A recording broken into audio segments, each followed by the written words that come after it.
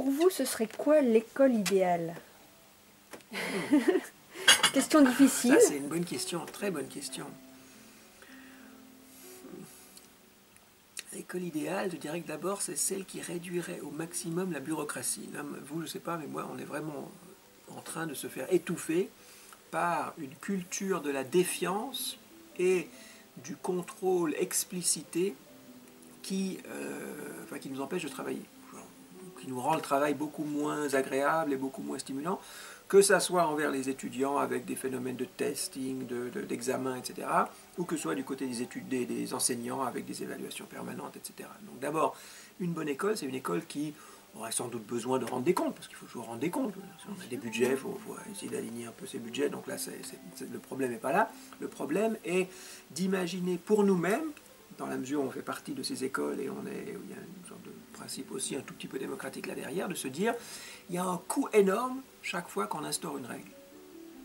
C'est le coût de la bureaucratie qui va nous tomber sur le dos avec la règle qu'on instaure. Donc méfions-nous des règles, il en faut, hein, mais rendons-nous compte du coût de la règle. Et fondons-nous d'abord sur ce que j'appelle une avance de confiance. Avance de confiance, ça veut dire envers les collègues, c'est pas des mécréants, c'est pas des... Enfin, mécréants, c'est un terme qui peut être valorisé, je veux dire, c'est pas des brigands, ils vont pas forcément truander le système.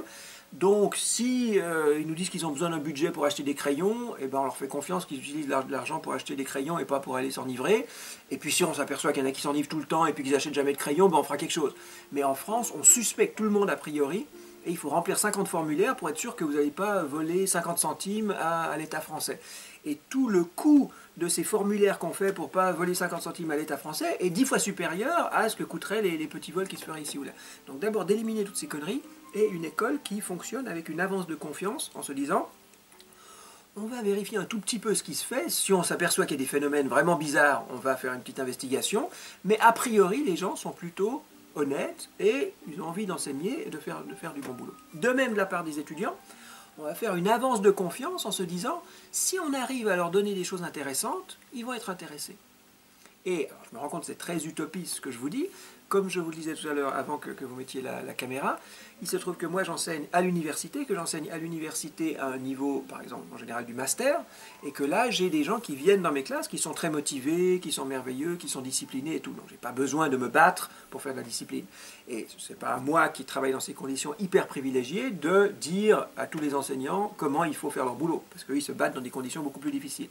Et il y a des pressions, des inégalités, des injustices, des frustrations qui viennent de toute la société qu'on ne va pas pouvoir suspendre comme ça dans la salle de classe. Donc, ce que je dis a un côté un petit peu utopique et irréaliste qui vient de ma position privilégiée. En même temps, les quelques expériences que j'ai quand même tendent à me convaincre que dans cette attention conjointe dont on parlait tout à l'heure, les humains sentent une sorte de bienveillance de la part de l'autre. Et alors ils ne sont pas sensibles tout de suite, parce que si vous êtes fait taper dessus par tous les profs que vous avez eu jusque-là, si tout d'un coup un prof vous sourit, vous allez dire oui, il sourit maintenant, mais il ne va pas me rater dans 5 minutes. Donc ça va prendre du temps, et ça ne va pas se faire comme ça. Mais progressivement, ces avances de confiance, elles payent. Et donc de se dire, si les étudiants ne sont pas attentifs, c'est peut-être qu'il faut que je change un petit peu ce que je leur dis, les méthodes, etc. Parce que je leur fais confiance que, a priori, ils viennent dans cette salle, peut-être que si on faisait des choses, ça pourrait marcher. Et qu'est-ce que je peux faire moi? À partir du moment où je leur fais confiance, je me dis, qu'est-ce que je peux me faire moi pour essayer de m'ajuster un petit peu à eux, pas faire tout ce qu'ils veulent, mais en essayant de trouver toujours des compromis, des ajustements entre ce qui a l'air de marcher parce que ça capte leur attention, leur intérêt, leur désir, et ce que j'essaye de faire passer, de transmettre, de partager avec eux à ce moment-là. Donc, avance de confiance, pour moi, ça serait la chose, c'est pas une école idéale, mais ça serait le principe qui me semble pouvoir, petit à petit, c'est pas du jour au lendemain, mais c'est injecter autant d'avance de confiance qu'on peut, à autant de niveaux qu'on peut. Il me semble que ça, c'est quelque chose qui pourrait transformer un petit peu l'école. C'est peut-être aussi changer l'évaluation et également changer le regard de l'erreur, le statut de l'erreur. Tout à fait. Tout à fait. Ce dont vous parliez tout à l'heure, qui était très intéressant, oui. par rapport au fait qu'aux États-Unis, les élèves parlent spontanément et en France, il y a un blocage. Voilà. Alors, et là, ça c'est très difficile parce qu'il y a deux extrêmes, je dirais, à éviter. Un extrême, ça serait l'extrême un petit peu hyper disciplinaire, que moi j'assimile un petit peu à la polarité française, qui est l'enseignant se présente comme sachant, transmettant son savoir à des ignorants, et donc étant en position de leur dire ça c'est vrai, ça c'est faux. Et de nouveau, c'est pas complètement faux, il y a bien un peu de ça. De nouveau, surtout si on enseigne des choses, je sais pas, la chimie c'est pas intuitif, la chimie ou la physique ou des choses, il y a plein de choses qui sont pas forcément intuitives, ou la grammaire, ou je ne sais. Donc à un certain moment, c'est vrai qu'il y a certaines choses qui sont vraies et certaines choses qui sont fausses. Donc c'est pas idiot comme modèle, n'empêche que ce que ça donne comme relation, c'est que et ça c'est pas moi qui le dis, c'est quelqu'un comme Jacques Otto au XIXe siècle ou Jacques Rancière, je ne sais pas si vous connaissez ce très beau livre du maître ignorant de Jacques Rancière, voilà, donc ça c'est, il a fait l'argument beaucoup mieux que moi, en disant, en postulant l'égalité des intelligences, c'est un petit peu l'avance de confiance dont je parlais tout à l'heure, c'était une traduction de ça un petit peu, hein, postulant l'égalité des intelligences, on va dire, la fonction de l'enseignant, c'est de diriger l'attention des étudiants. Ça retourne un petit peu ce qu'on disait sur Ingold, à savoir, vous êtes intelligent, vous ne savez peut-être pas encore très bien comment orienter votre attention, donc mon boulot c'est de vous dire, faites attention à ça, regardez ça, là il se passe des choses intéressantes. Je ne vais pas vous dire ce qui est intéressant, je vais pas vous dire, mais interprétez ce qui se passe là, et là il y aura des choses intéressantes. Et là, quand on est dans cette position-là, alors il me semble qu'on est moins tenté de dire, c'est vrai, c'est faux, sauf dans des bonnes conditions, si l'étudiant vous dit, le troisième mot du poème c'est rouge, alors que vous regardez, le troisième mot du poème c'est bleu. Alors effectivement, mais de facto ça n'arrive jamais. Moi, je ne connais pas un étudiant qui me dit là c'est marqué rouge alors que c'est marqué bleu. Donc, là, ce type de méthode-là, en disant faites attention à, on peut faire sentir à l'étudiant que non, t'as lu trop vite, regarde, est-ce que c'est vraiment ça? Puis il n'est pas idiot, il va se dire ah ben non, pardon, j'avais lu bleu, puis c'était rouge. Bon. Donc, dans cette condition, on peut dire certaines choses sont fausses, mais c'est pas parce que je vous dis que c'est faux. Vous regardez vous-même. Moi, je ne vous dis rien, moi je vous dis faites attention, et vous n'avez pas assez bien fait attention. Et dans ce cadre-là, donc, on est beaucoup moins tenté de dire c'est vrai, c'est faux. On dit regarde, hein, moi je dirais chaque fois qu'on a envie de dire c'est faux, regarde plus attentivement. Et regarde ça plus attentivement. Tu n'as pas regardé assez bien ceci. Et donc là, il y a un côté très dirigiste. C'est pas du tout que l'enseignant fait rien et puis laisse la science infuser comme du thé. Il est très actif. Mais en disant fais attention à ceci plutôt qu'à cela.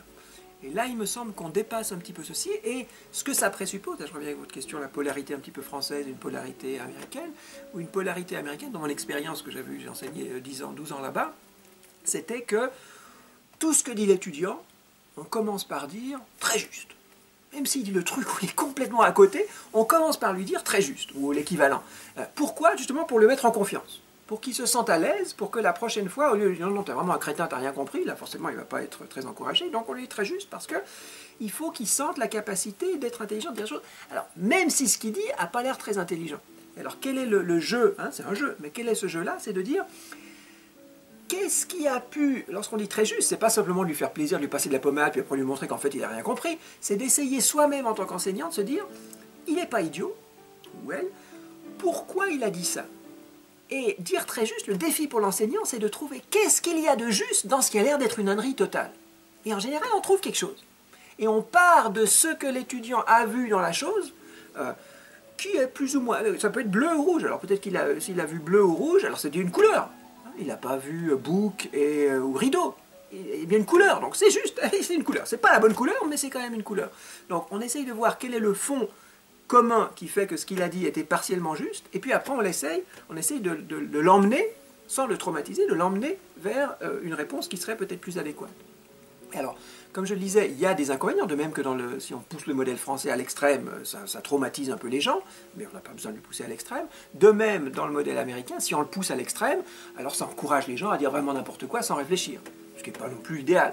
Donc, c'est toujours de passer un petit peu de l'un à l'autre, de pousser les gens justement à être attentifs. Soyez attentifs avant de répondre, et lorsque vous avez consacré un tout petit peu d'attention à ça et que vous répondez, je vous fais l'avance de confiance de dire vous avez dû avoir une bonne raison de dire ça, j'essaye de la comprendre, j'essaye de partir de ça et vous montrer, vous conduire vers le fait que si vous êtes attentif différemment, attentif à autre chose, plus attentif plus précisément, etc., que vous allez découvrir davantage qui va vous amener à corriger. Ben non, c'était bien une couleur, mais c'était pas bleu, c'était rouge. Et comme ça, on avance comme ça. L'amener aussi à se poser des questions plus pertinentes. Enfin, alors aussi, tout à fait. Ça, c'est tout à fait. Un jeu de tout à fait. Oui, tout à fait. Je vous remercie vraiment d'avoir répondu à mes questions. Merci Vous êtes passionnant. pour votre lecture et vos questions. Merci beaucoup. Je prends part un petit peu au reportage, mais vous êtes vraiment passionnant. Je vous remercie encore. Merci. Merci pour votre travail.